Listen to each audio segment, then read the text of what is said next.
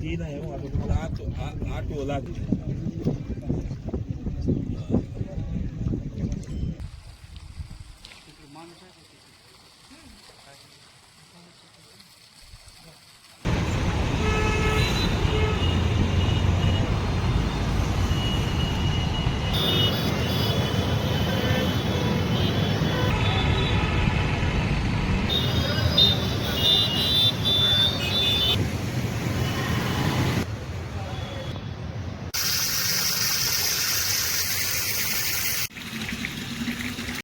तर मांजरा धरणामध्ये सध्या पाणी साठवण्याची कशी परिस्थिती आहे आणि जलगत पाणी आलेलं आहे आणि आता मोठ्या पावसाची प्रतीक्षा आहे, काय सांगा? आपल्याला माहितीच आहे की मागील वर्षी पुरेसा पाऊस न झाल्यामुळे धरणामध्ये आवक अतिशय कमी होती.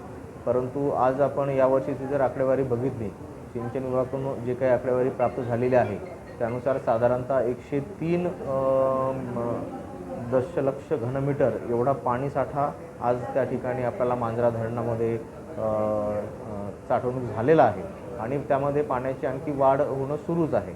निश्चितपणे पुढील 1 ते 1.5 वर्ष सर्व जे काही योजना या मांजरा धरणाहून आहेत त्यांना हा पाणी पुरवठा पुरेसा आहे. त्यामुळे लातूरकरांसाठी ही निश्चितच समाधानाची बाब आहे की आपल्याला पुढील 1 ते 1.5 वर्षापर्यंत पाणी टंचाई त्या ठिकाणी जाणवणार नाही.